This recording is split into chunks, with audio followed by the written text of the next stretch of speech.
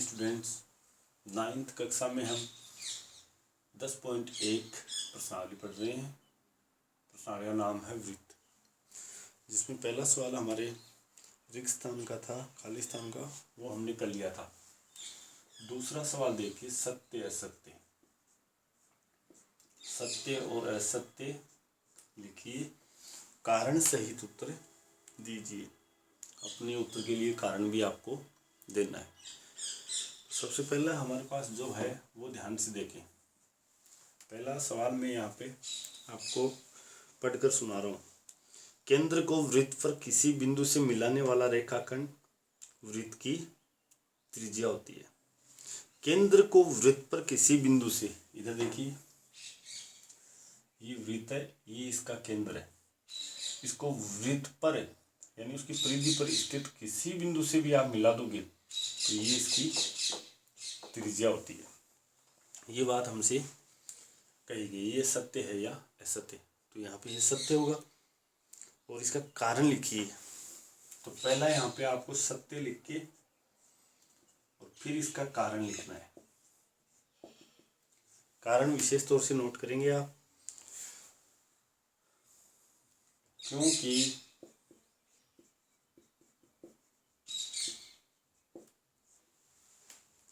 त्रिज्या को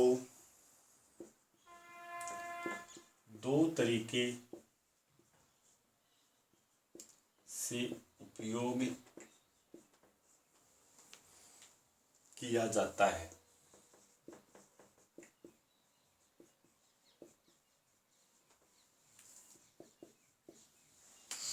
एक रेखाखंड के रूप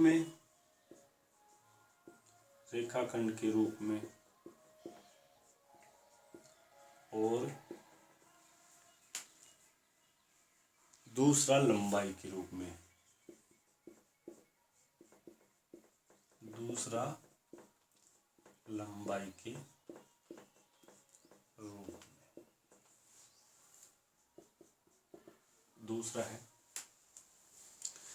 दूसरा इसमें जो कथन है वो है, एक वृत्त में समान लंबाई की परिमित जीवाएं होती है। परिमित का मतलब निश्चित। ये असत्य हो गया, क्योंकि एक वृत्त पर अनंत बिंदु होते हैं तो उनको मिलाने से अनंत जीवाएं भी प्राप्त होगी। तो ये असत्य हो गया। इसमें आप असत्य लिखोगे, कारण लिखिए।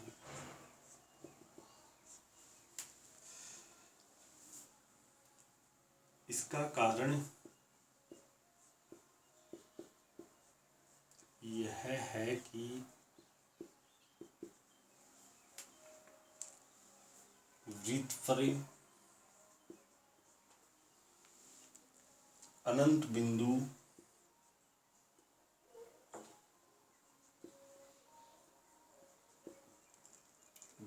स्थित होते हैं।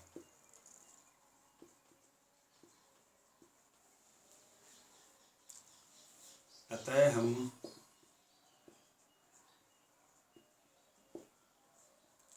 अनंत जीवाएं किन्हीं भी दो बिंदु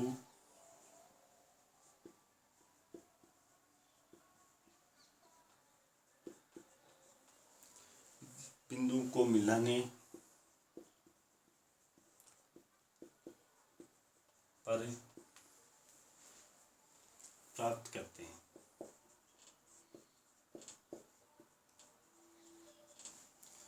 परिमित का मतलब यहाँ निश्चित होता है, अपरिमित का मतलब निश्चित होता है, अनंत होता है। तीसरा देखिए कथन। अब तीसरा कथन है, यदि एक वृत्त को 3 बराबर चापों में बांट दिया जाए। एक वृत्त को 3 बराबर चापों में बांट दिया जाए तो प्रत्येक भाग दीर्घ चाप होता है। ये असत्य हो गया, क्योंकि उसको यदि 2 चापों में बांटोगे तो दोनों भाग उसके बराबर बनेंगे, जो अर्धवृत्त कहलाएंगे। 3 चापों में बांटोगे तो तीनों चाप हैं, तीनों जो भाग बनेंगे वो सर्वांग होंगे, तीनों बराबर होंगे। तो ये हमारे पास कथन हो गया असत्य। तो इसमें लिखोगे आप असत्य। कारण इसका यहाँ पे नोट कर लेते हैं।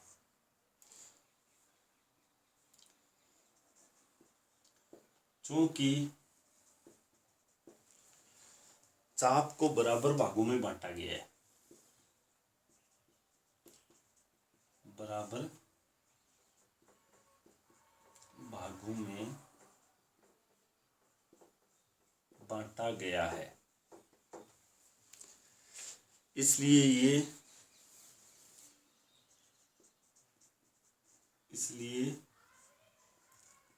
ये चाप भी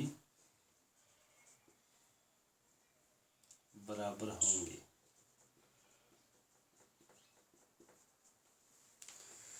उसके बाद में चौथा देखिए, इसमें वृत्त की एक जीवा जिसकी लंबाई त्रिज्या से 2 गुनी हो, वृत्त का व्यास है, ये सत्य है। त्रिज्या का 2 गुना हमेशा उसका व्यास कहलाता है। तो यहाँ चौथा पे आप सत्य दिखाओगे।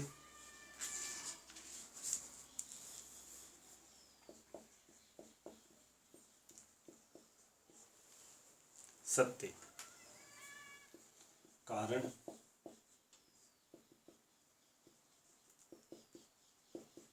चूंकि किसी वृत्त का व्यास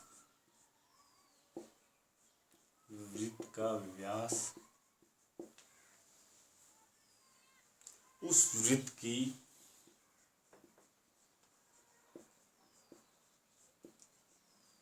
सबसे बड़ी जीवा होती है,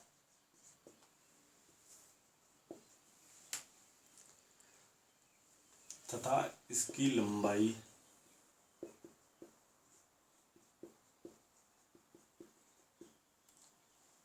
लंबाई त्रिज्या से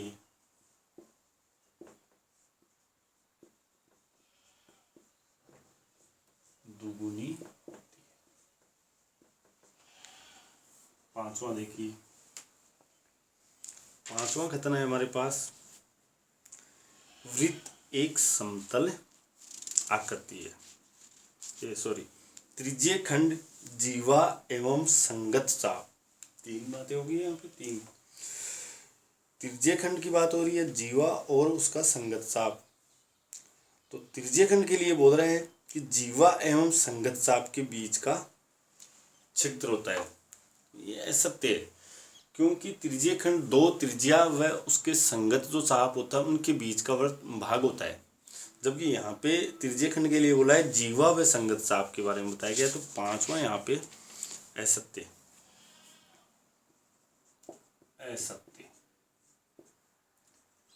कारण इसका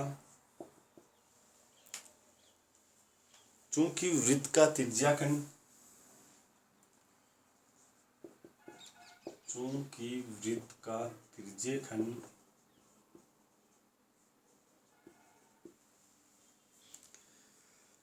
वह भाग होता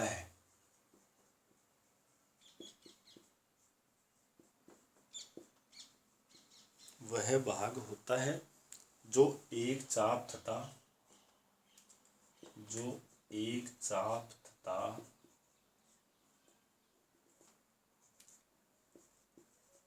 तथा इनके सिरों को केंद्र से मिलाने वाली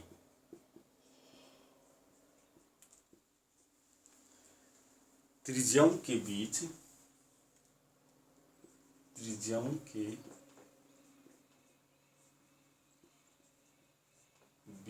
होता है,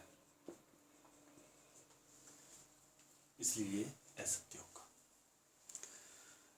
अंत में हमारे पास दिया गया है वो है वृत्त एक समतल आकृति है, ये सत्य।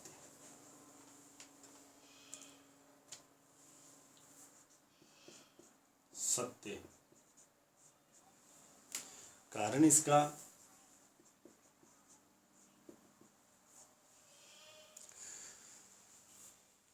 चूंकि वृत्त समतल में स्थित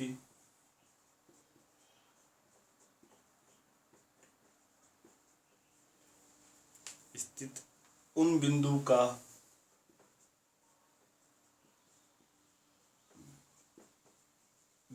का समूह है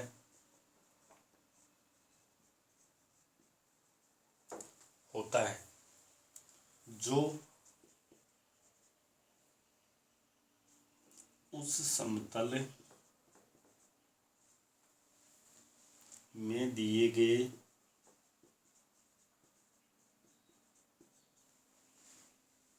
स्थिर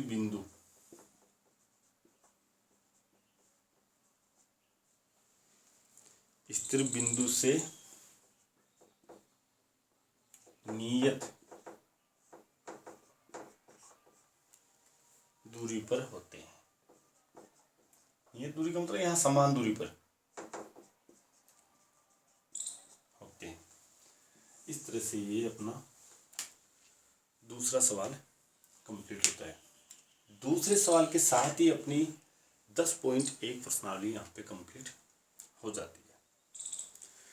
उसके बाद में 10.2 प्रश्नावली में छोटे छोटे 2 सवाल दिए गए हैं। ध्यान से देखना इसको, दोनों ही बहुत ही अच्छे सवाल है। एक सवाल है, दूसरा उसका विलोम है। अब हम 10.2 प्रश्नावली पढ़ेंगे। तो देखिए,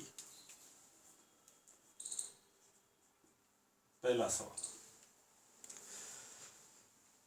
सवाल है, याद कीजिए 2 वृत्त सर्वांग सम होते हैं यदि उनकी त्रिज्याएं बराबर हो।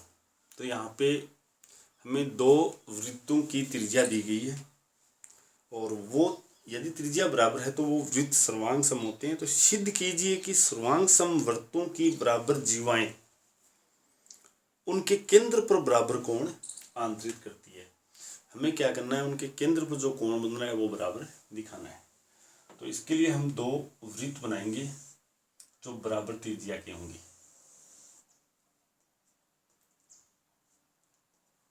इसका केंद्र हम O दे देंगे, इसका केंद्र हम O1 दे देंगे, या फिर अन्य नाम से भी दे सकते हो आप, OP दे देंगे। चलो, उसके बाद में इसकी त्रिज्या 2 खींचेंगे, इसकी भी हम त्रिज्या 2 खींच लेंगे। इसका नाम हम AB लगा देंगे, इसका नाम CD।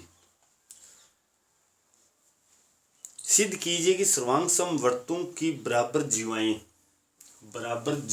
तो जीवा भी ये दोनों हमारे पास बराबर है। ये कोण हमें सिद्ध करना है, उनके केंद्रों पर बराबर कोण बनाती है। ये हमें सिद्ध करना है कि ये दोनों कोण बराबर है, दोनों की त्रिज्याएं बराबर है, दोनों की जीवा भी बराबर है। तो जो केंद्र पर आंतरित कोण है वो हमें बराबर दिखाना है। तो यहाँ पे दिया हुआ लिखेंगे, सर्वप्रथम दिया हुआ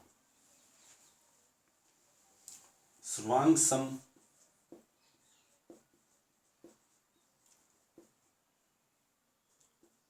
वृत्तों की जीवाएं समान है, ये हमें दिया गया है। सिद्ध करना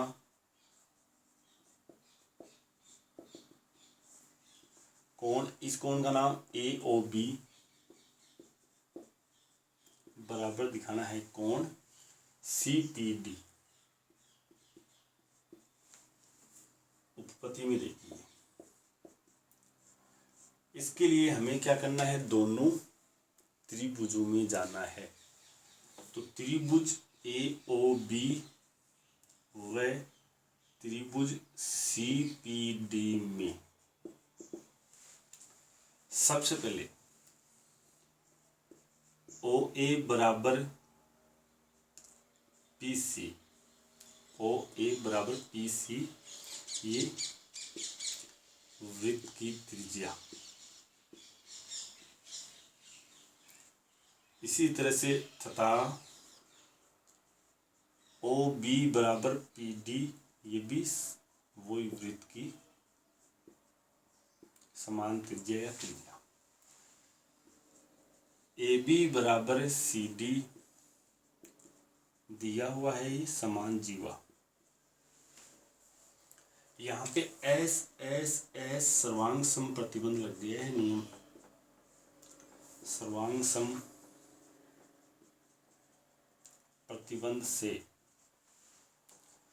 त्रिभुज ए ओ बी सर्वांग सम त्रिभुज सी पी डी। जैसे दोनों सर्वांग सम होंगे तो इसके कोण ले लीजिए, इसलिए कोण ए ओ बी बराबर होगा कोण C P D. C P D. और यहाँ पे हमें लिखना है सर्वांग सम त्रिभुजों के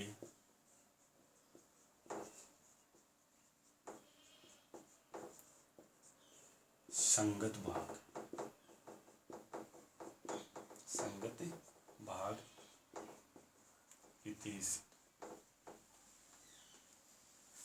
इस तरह से एक बहुत ही छोटा सा सवाल था, ये कोण हमने दिखा दिया। ठीक इसी का विपरीत दूसरा सवाल दिया गया है, तो दूसरा सवाल देखिए, इसको आप लोग उतार लें।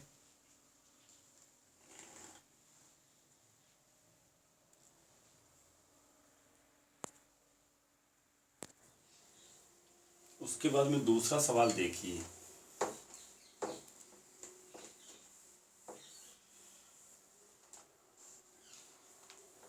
ठीक इसी टाइप से है, उसमें हमें जीवाएं बराबर दिखानी है। सिद्ध कीजिए यदि सर्वांग सम वृत्तों की जीवाएं उनके केंद्र पर बराबर कोण आंतरित करें। अब की बार कोण बराबर हैं और जीवा भी सर्वांग सम वृत्त है, तो उनकी जीवाएं बराबर होती है। दूसरा सवाल है, यहाँ पे देखिए, ये दो वृत्त है,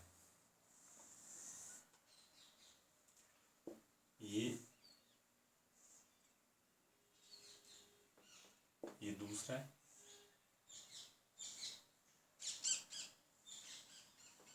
वही ए बी लगा देंगे, इसको सी डी जीवा, यहाँ ओ है और ये पी है। अब की बार ये कोण हमें दिया गया है, बराबर दिया हुआ हमें है। अब की बार हमें ये जीवा दिखानी है, तो दिया हुआ में लिखोगे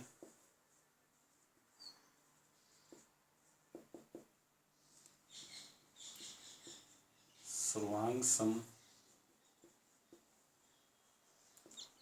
वृत्तों में कोण ए ओ बी बराबर कोण सी पी डी। सिद्ध करना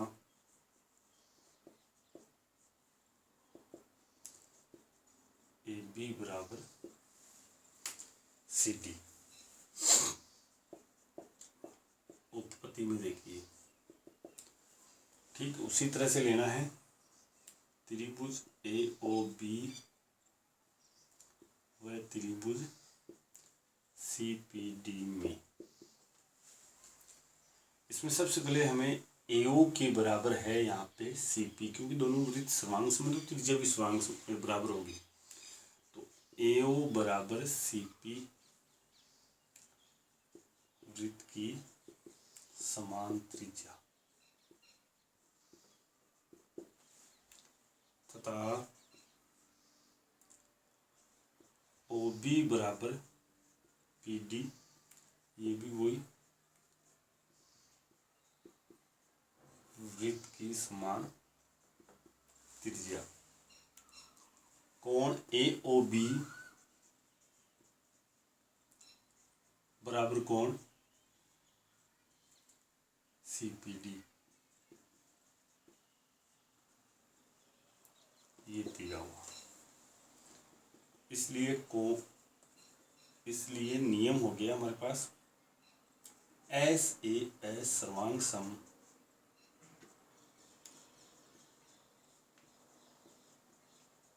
प्रतिबंध से त्रिभुज ए ओ बी सर्वांग सम त्रिभुज सी पी डी। जैसे ये दोनों हमारे पास सर्वांग सम होते हैं तो ए बी बराबर सी डी हो जाएगा, इसलिए ए बी बराबर सी डी सर्वांग समत्रिभुजों के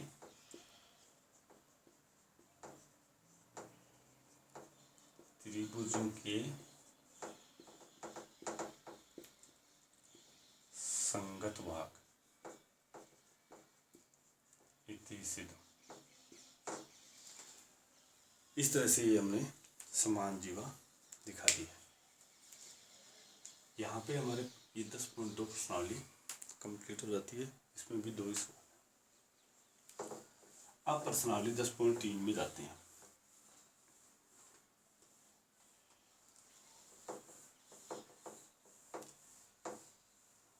दस पॉइंट 3 प्रश्नावली में चलो।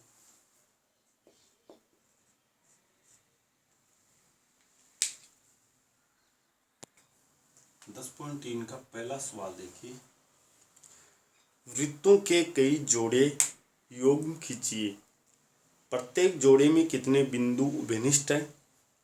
उभयनिष्ठ बिंदुओं की अधिकतम संख्या क्या है? आपको क्या करना है, पहले वृत्तों के जोड़े खींचने हैं जिनमें कितने बिंदु उभयनिष्ठ है या नहीं है। तो देखिए, सबसे पहले स्थिति 1 में चलते हैं। स्थिति 1 में हम लिखेंगे दोनों युग्मों में कोई बिंदु उभयनिष्ठ नहीं है। कोई बिंदु उभयनिष्ठ नहीं है। तो हम कुछ ऐसे युग्म खींचेंगे वृत्तों के, जैसे ये 1 का खींचेंगे। इसमें एक सर्किल ये बनाया हमने, इसका केंद्र ये हो गया O, और एक फिर इसके बाहर बनाएंगे ये O1। इसमें कोई भी बिंदु उभयनिष्ठ नहीं है। उसके बाद दूसरी कंडीशन में हम खींचेंगे एक वृत्त ये खींचा, इसका ये केंद्र है O। एक इसके अंदर और खींचेंगे, इसका केंद्र है ये O1। इसमें भी कोई बिंदु उभयनिष्ठ नहीं है। इस तरह से स्थिति 1 में एक भी बिंदु उभयनिष्ठ नहीं है। उसके बाद में दूसरा देखते हैं हम, स्थिति 2। ये स्थिति फर्स्ट कर लेंगे। अब स्थिति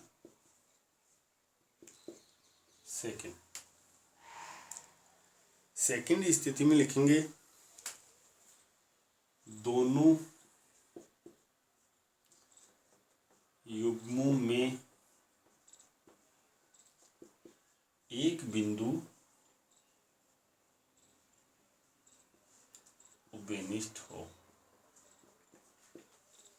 एक बिंदु उभयनिष्ठ हो, इसके लिए हम देखो ये पहला ये कंडीशन में बनाएंगे। इस तरह से एक सर्किल बनाएंगे और फिर दूसरा इसी के अंदर दूसरा एक सर्किल बनाएंगे।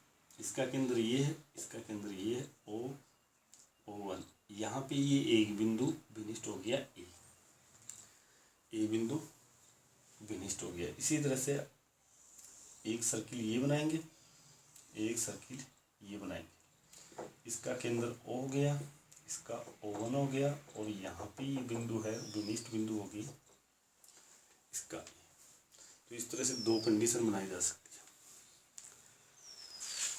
उसके बाद में स्थिति 3 में चलते हैं।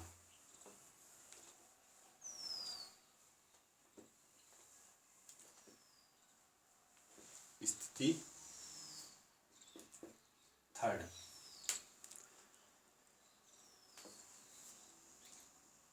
प्रत्येक युग्म में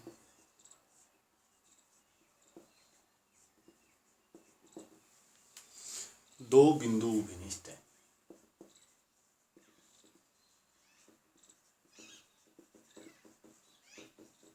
उभयनिष्ठ है।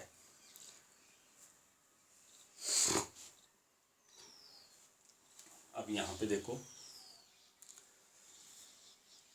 इस तरह से एक सर्किल बनाएंगे, ए बना रहे हैं हम। इसमें ये बन गया हमारे पास ओ केंद्र वाला वृत्त। उसके बाद में एक दूसरा जो 2 जगह से इसको प्रतिच्छेद करता है, ये O1 हो जाएगा, ये A और B 2 बिंदु पर प्रतिच्छेद करता है। विनिष्ट बिंदु की संख्या 2 होगी इसमें। उसके बाद में यहाँ पे दूसरा बनाते हैं हम, ये B हो जाएगा, इसका B के कोण। ये एक दीर्घवृत्त था, ये लघुवृत्त हो गया। अब की बार समान बनाते हैं इस तरह से। O केंद्र का है, O1 का है, वही A और B, इसमें भी यहाँ पे 2 बिंदु विनिष्ट हो गए। अब हम लास्ट में हम निष्कर्ष निकालते हैं, तो विनिष्ट बिंदु की अधिकतम संख्या 2 हो सकती है। एक का भी आया था, कोई नहीं का भी आया था, और 2 बिंदु का आ गया। तो विनिष्ट बिंदुओं की संख्या, अधिकतम संख्या 2 हो सकती है। ये आपको नीचे लास्ट में लिखना है, अधिकतम कितनी हो सकती है।